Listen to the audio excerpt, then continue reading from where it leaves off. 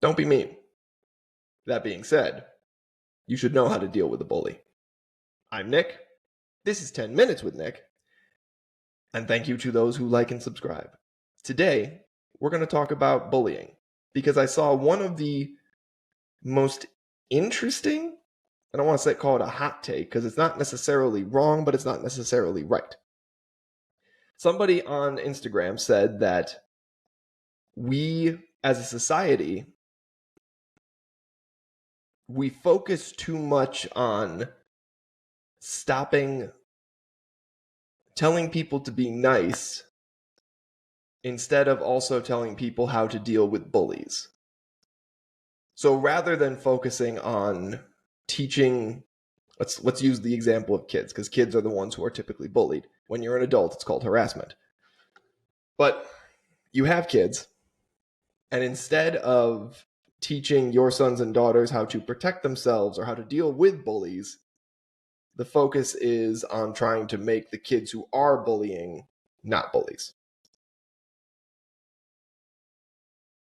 I mean, yes and no, I guess. Certainly there's some evidence, whether I think it's anecdotal mostly, that this generation is certainly what you might call gentler. And I would call it gentler only because there's more interconnectedness, I don't know if that's a word, but the generation's much more connected to each other than you were previously.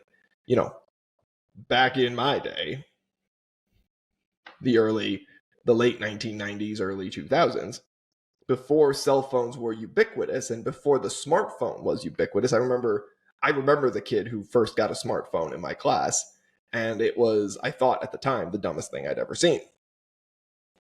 Because why would you need a cell phone that could also have video games? I just don't think you'd ever need it.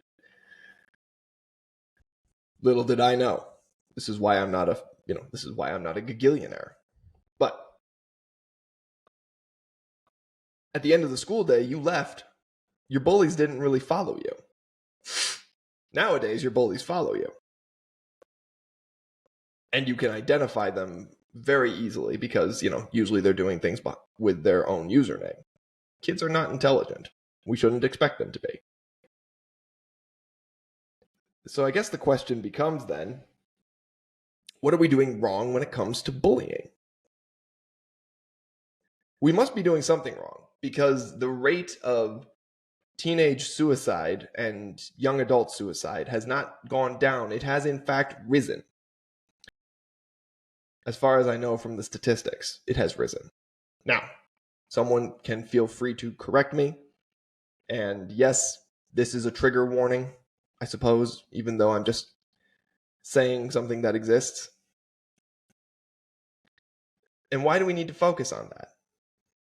It should be obvious why we need to focus on that, but I'm saying specifically in the context of bullying, why do we need to focus on that? Because whatever strategy we're currently using isn't working. It's failing. Is there an argument to be made that we're doing too many attempts at prevention of bullying and not enough instruction of defense against bullies? We'll continue to highlight an example here. Let's say in a hypothetical world, you have a guy or a girl who's picking on another guy or girl in your sixth grade class. Sixth graders are dumb just across the board, right? But there's a kid being victimized by another group of kids for being less popular, for wearing the wrong shoes, for reading a book. I don't know. Okay. Now, as a fair and balanced adult, you would say to yourself, okay, what is going on in that bully's life that is making them a bully? We need to address that. But we also need to address the fact that they're harassing this kid. How do we stop that? The intervention in the bully's life is no doubt important because they're a child, short of committing a criminal act, they too need effective and healthy intervention so that they can grow up to become a productive member of society. But how do we focus on giving the bullied the tools to defend themselves? And how do we do that in today's world?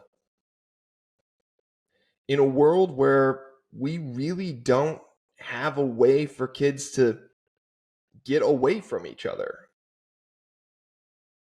We don't. When I was in middle school and high school, bullying ended when I went home.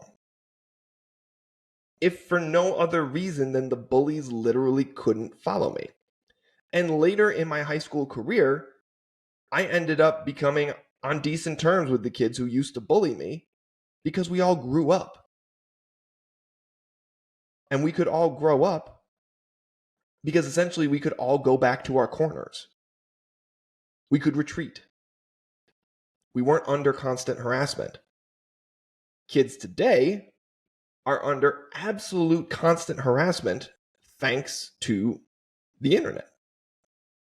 If you're bullying a kid at school and all of a sudden they're out of your line of sight, you can bully them out of your line of sight. It's unbelievable. For all the good the internet has done for us, it has also delivered problems like that. In the best case scenario, that kind of perpetual harassment easily just creates a victim.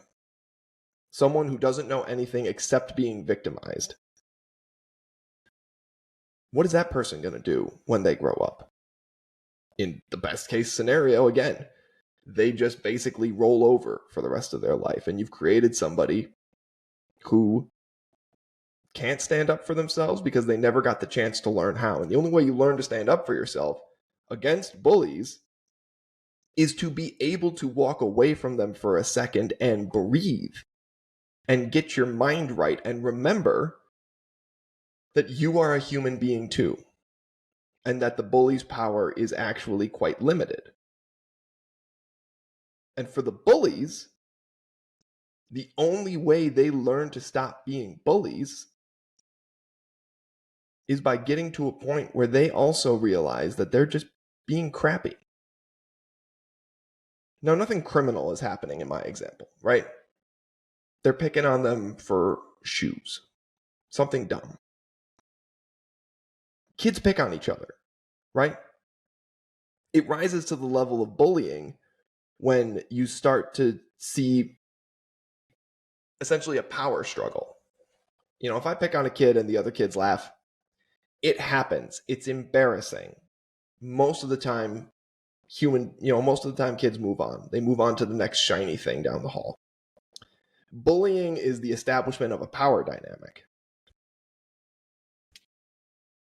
Without the internet, that power dynamic always gets broken because at some point, you're no longer around the bully and the bully can't engage in this power dynamic. With the internet, you can't get away. So the focus, if there is a focus, that focus needs to be on teaching those who are being bullied strategies to both defend themselves and to take back power without becoming a bully themselves. And how do you do that? Well, child psychologists can probably answer that question better than I can. But I might suggest gently, the only way to, again, back in the day, there were also looser rules on what kids could do to each other. You could throw a punch without getting expelled, right?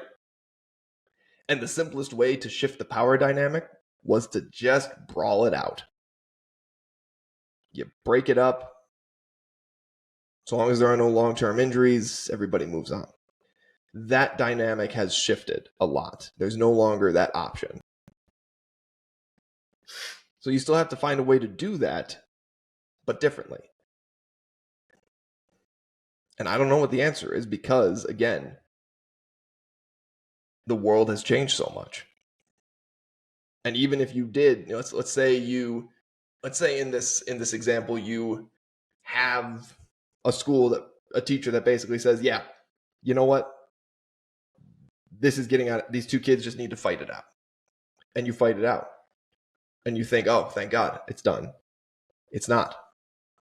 Because that bully can go back to the corner licking his wounds and start posting made up conversations using Chat GPT. How do we stop bullies in the modern world? I don't know. Unfortunately, we need more than 10 minutes to come to that answer. I hope this discussion was helpful. And I hope that it becomes an issue that we focus on, because it is a major issue for the world. Thank you.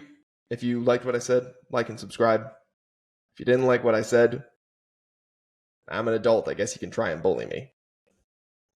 I'm Nick. This is 10 Minutes with Nick. Have a great day.